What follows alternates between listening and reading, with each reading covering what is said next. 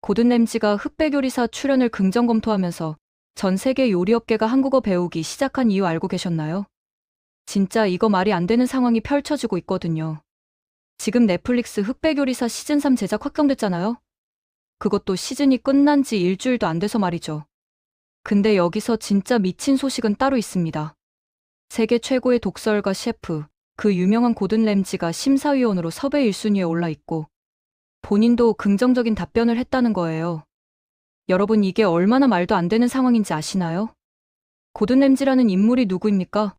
전 세계 요리 프로그램이란 프로그램은 다 섭렵한 살아있는 전설이죠. 미슐랭 스타만 무려 16개를 보유했던 괴물이고 헬스 키친, 마스터 셰프, 키친 나이트메어 등 자기가 주도하는 프로그램만 수십 개를 운영하는 엔터테인먼트 제국의 황제 같은 존재거든요. 이런 사람이 한국 프로그램에 출연을 검토한다? 몇 년 전만 해도 상상조차 할 수 없던 일이에요. 그런데 더 소름 끼치는 건 이게 우연이 아니라는 겁니다. 고든 램지는 이미 15년 전부터 한식의 팬이었다고 공개적으로 밝혔거든요. 사람들이 한식을 제대로 알기도 전부터 찐팬이었다는 거죠. 런던과 LA에 살면서 일주일에 서너 번 외식할 때마다 한식과 한국 맥주를 즐긴다고 했어요. 일주일에 서너 번이요. 이게 그냥 립서비스가 아니라는 증거는 차고 넘칩니다. 실제로 한국에 여러 개의 레스토랑을 운영하고 있고 개인 자격으로 한식 먹으러 한국 방문한 적도 있거든요. 그가 한식에 대해 뭐라고 평했는지 아세요? 한식은 과하지 않고 진정성이 있다.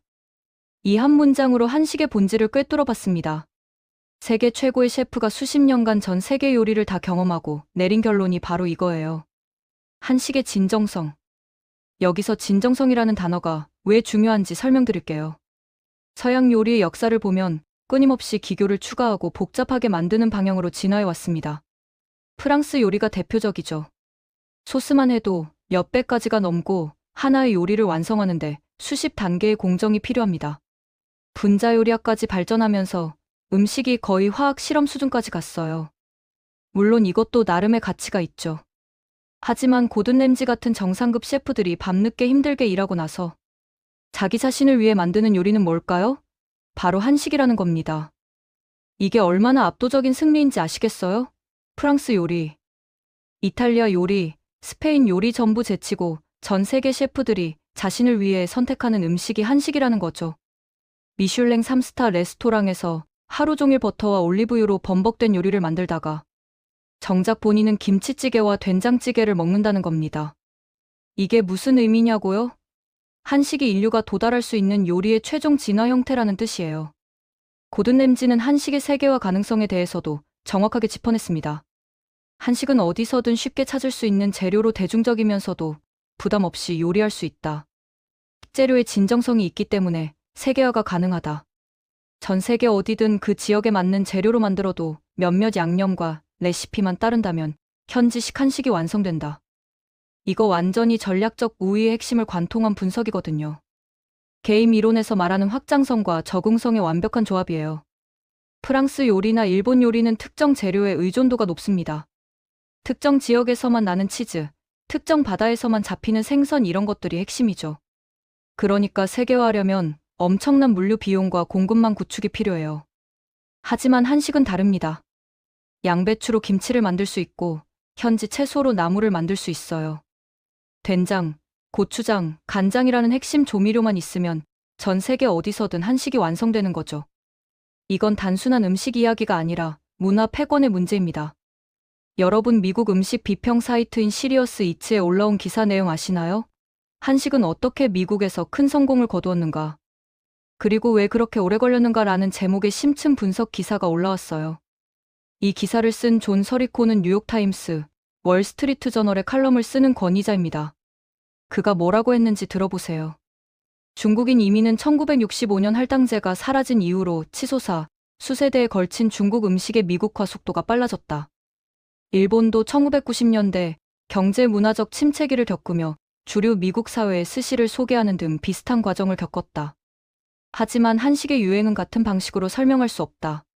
한국인은 미국 이민자의 2.7%만 차지하는 데 반해 한식의 인기는 훨씬 더 늦지만 훨씬 더 폭발적으로 성장하고 있다.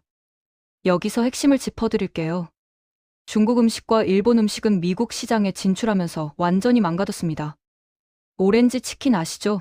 중국에는 존재하지도 않는 메뉴예요. 미국인 입맛에 맞춰서 설탕 범벅으로 만든 가짜 중국 요리입니다. 캘리포니아 롤도 마찬가지예요. 일본에서는 상상도 못할 변형된 스시죠. 팟타이도 원래 태국 음식과는 완전히 다른 달달한 미국식 버전이 됐고요. 근데 한식은요? 단 하나도 변형되지 않았습니다. 김치는 김치 그대로, 불고기는 불고기 그대로, 비빔밥은 비빔밥 그대로 진출했어요. 왜 그랬을까요? 한국 셰프들이 미국인 입맛에 맞춘 변형된 한식을 만들기를 거부했기 때문입니다. 우리 음식을 왜 바꿔? 이게 진짜야. 이런 자부심과 고집이 있었던 거죠. 처음에는 이게 약점이었습니다. 변형된 음식들이 빠르게 대중화되는 동안 한식은 느리게 퍼져나갔거든요. 하지만 결과를 보세요. 지금 미국에서 오렌지 치킨은 그냥 정크푸드 취급받고 캘리포니아 롤은 진짜 스시가 아니라고 무시당합니다. 반면 한식은 원형 그대로 프리미엄 요리로 인정받고 있어요. 이게 바로 정도를 걷는 자가 결국 이긴다는 증거 아니겠습니까? 뉴욕 미슐랭 한식당 셰프 김은희의 증언이 이 모든 걸 설명해 줍니다. 그의 식당은 맨해튼 코리안타운에 있는 작은 가게인데 밤 11시까지 불이 꺼지지 않는데요. 왜 그런지 아세요? 뉴욕의 외식 산업 종사자들이 일 마치고 몰려들기 때문입니다.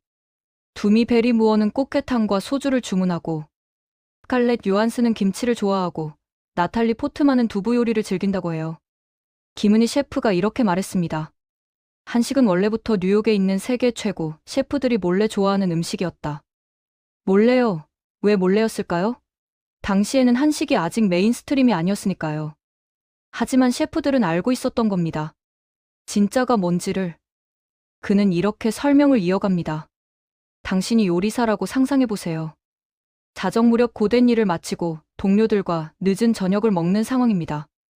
늦은 시간에 술도 함께 곁들일 수 있으면서 몸에 무리가 가지 않는 영양 균형은 물론이고 가격도 저렴한 그렇게 마음까지 따뜻한 음식을 찾을 겁니다. 한식은 바로 그 모든 조건을 충족하는 선택지입니다. 소름 돋지 않나요? 세계 최고의 레스토랑에서 일하는 셰프들이 하루 종일 버터와 크림으로 범벅된 음식을 만들다가 정작 자신의 몸을 위해서는 한식을 선택한다는 겁니다. 이게 무슨 의미냐면요. 한식이 인간의 신체가 진짜로 원하는 음식이라는 거예요. 머리로 만든 음식이 아니라 몸이 요구하는 음식인 거죠. 이건 흑백 요리사 결승전에서도 정확히 증명됐습니다. 최강록 셰프가 나를 위한 음식이라는 주제로 나물 들기름 조림을 만들었잖아요. 겉보기엔 평범한 재료들이었죠. 하지만 안성재 셰프가 뭐라고 했습니까? 하늘을 쳐다보며 감상에 젖었어요. 영업 끝나고 지친 셰프가 스스로를 위해 만드는 음식의 본질을 정확히 짚어낸 거죠. 여기서 한식의 철학적 우월성이 드러납니다. 서양 요리는 기본적으로 과시용입니다. 누군가에게 보여주기 위한 음식이에요. 복잡한 플레이팅, 화려한 프레젠테이션, 희귀한 재료들. 전부 다 나 이렇게 대단한 음식 만들 수 있어를 보여주는 거죠. 하지만 한식은 다릅니다. 한식의 본질은 돌봄이에요. 가족을 위해, 사랑하는 사람을 위해, 그리고 나 자신을 위해 만드는 음식입니다. 된장찌개를 생각해 보세요. 복잡한 기교가 있나요? 없습니다. 근데 왜 맛있을까요? 발효라는 시간의 축적이 있고, 재료 본연의 맛을 존중하는 철학이 있고, 균형 잡힌 영양 구성이 있기 때문입니다. 이건 수천 년간 한반도에서 살아온 사람들이 몸으로 터득한 생존의 지혜거든요. 존 서리코는 한식이 뒤늦게 유행한 것이 오히려 다행이라고 말했습니다. 왜냐고요? 지금의 웰빙 트렌드와 완벽하게 맞아떨어지기 때문이죠. 현대인들이 추구하는 게 뭡니까? 글루텐 프리, 유제품 프리, 식물성 단백질, 발효, 음식, 장 건강, 항산화 물질. 한식은 이 모든 걸 기본으로 갖추고 있어요. 김치 하나만 봐도 그렇습니다. 프로바이오틱스의 보고죠. 서양 사람들이 수백만 원짜리 요구르트 먹으면서 찾는 게 뭡니까? 유산균이잖아요. 한국 사람들은 그걸 김치로 매일 공짜로 먹고 있었던 겁니다. 케일, 브로콜리 같은 슈퍼푸드라고 난리 치는 거 있죠? 한국은 그냥 나물로 먹어왔어요. 수천 년 동안요. 서양 사람들이 비건 열풍 타면서 콩고기니 뭐니 하면서 인공적으로 만드는 거 있잖아요. 한국은 두부를 수백 년 전부터 먹었습니다. 항산화 물질 찾아서 아사이베리니 블루베리니 난리인 거 보세요. 한국엔 고추장이 있어요. 캡사이신의 항산화 효과는 이미 과학적으로 증명됐고요. 이게 우연일까요? 아닙니다. 한식의 체계는 수천 년간 한반도라는 특수한 환경에서 최적화된 식생활 시스템이에요.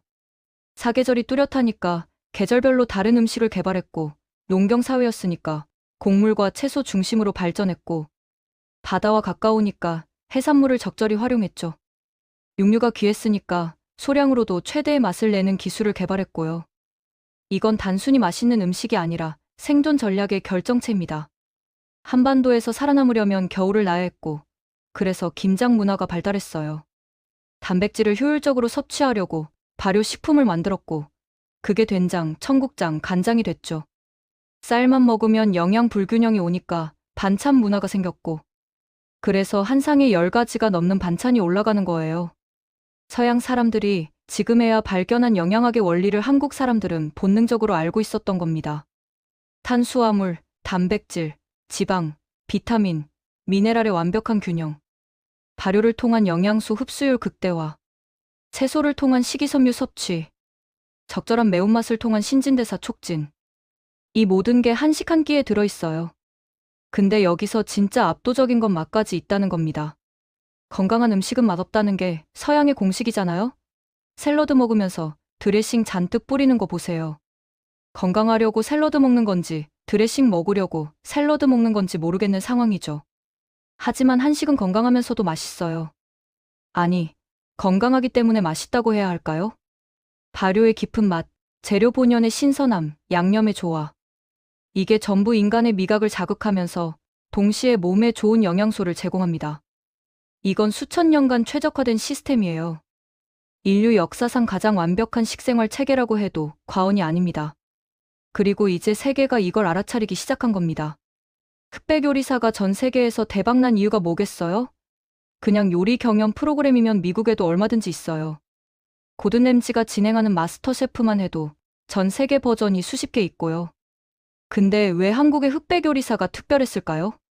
한식이라는 완전히 새로운 세계를 보여줬기 때문입니다.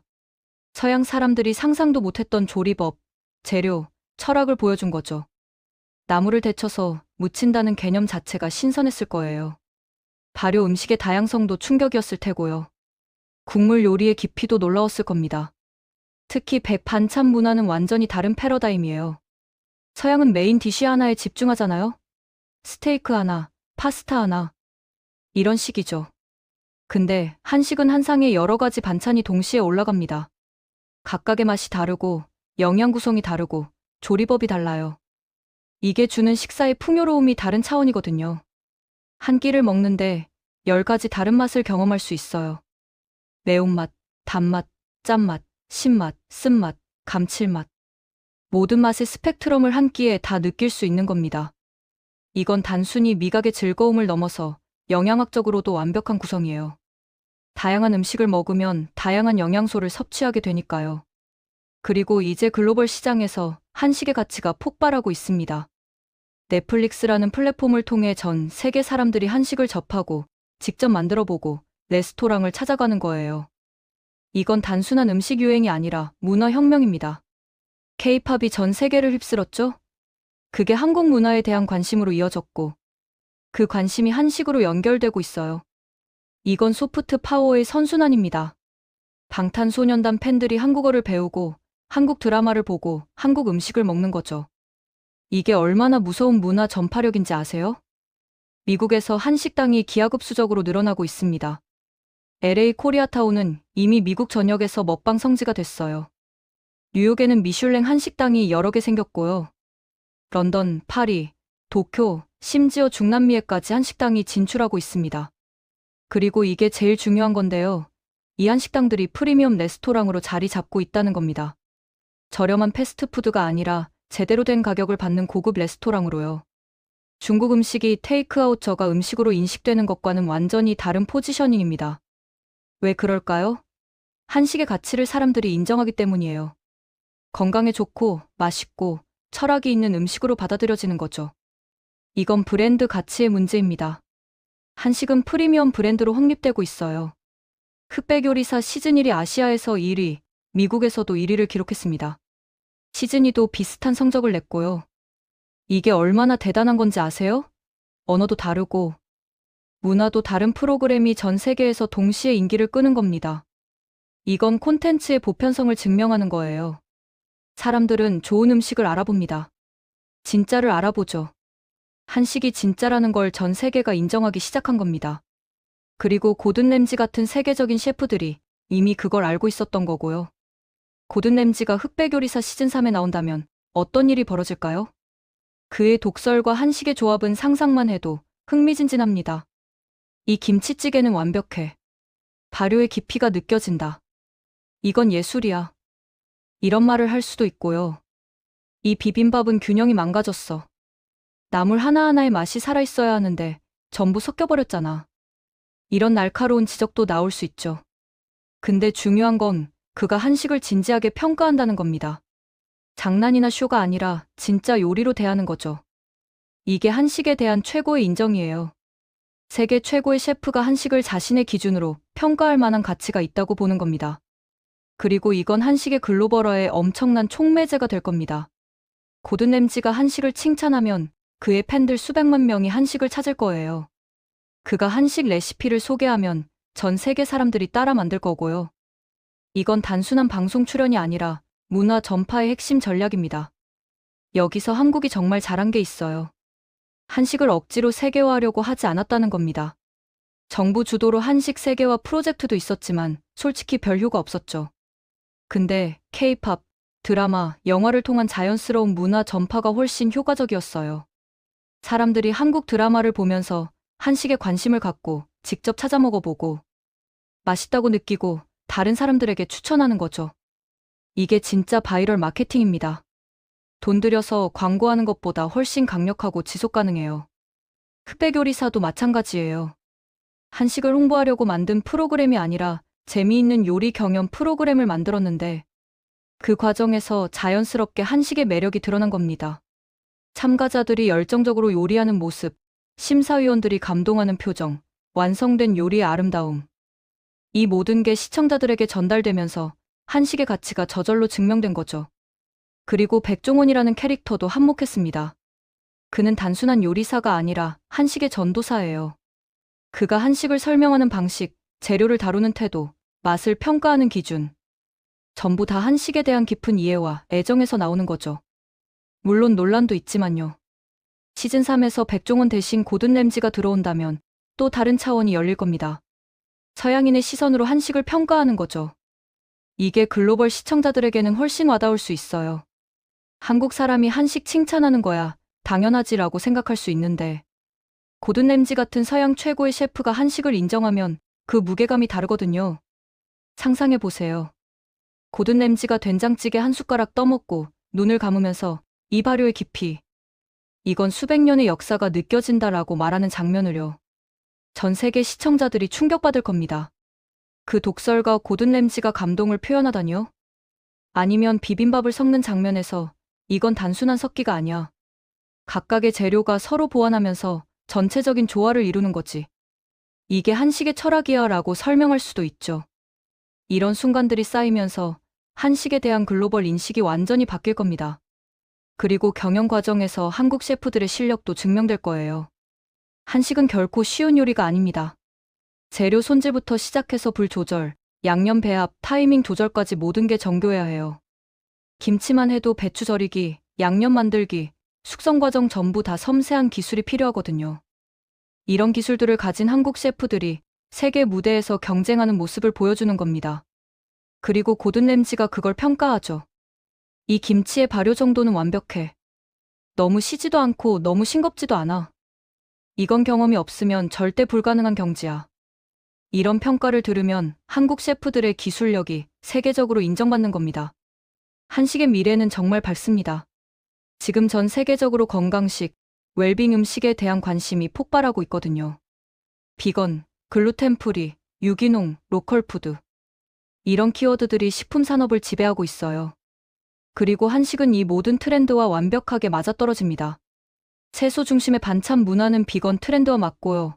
발효 음식은 장 건강 트렌드와 맞고, 자연 재료 사용은 유기농 트렌드와 맞습니다.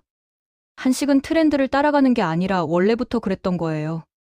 수천 년 전부터 건강하고 지속 가능한 식생활을 해온 겁니다. 그리고 이제 세계가 한국을 따라오고 있어요. 김치 담그는 법을 배우고, 된장 만드는 법을 연구하고, 나물 무치는 기술을 익히는 거죠. 이건 단순히 요리를 배우는 게 아니라 한국 문화를 배우는 겁니다. 음식은 문화의 핵심이니까요. 한식당이 늘어나는 것도 좋지만 더 중요한 건 일반 가정에서 한식을 해먹는다는 겁니다. 미국 주부가 김치찌개를 끓이고 유럽 학생이 비빔밥을 만들고 중남미 직장인이 불고기를 구워 먹는 거죠. 이게 진짜 문화 침투입니다.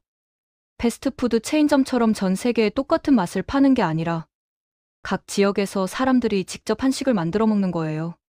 이게 훨씬 강력한 문화 전파입니다. 왜냐하면 직접 만들어 먹으면서 한식의 철학을 체득하게 되니까요. 아, 나물은 이렇게 데쳐서 무치는 거구나. 각각의 나물마다 맛이 다르네.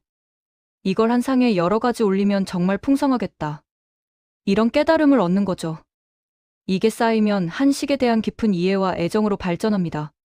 재밌게 보셨다면 구독과 좋아요, 알림 설정 부탁드립니다.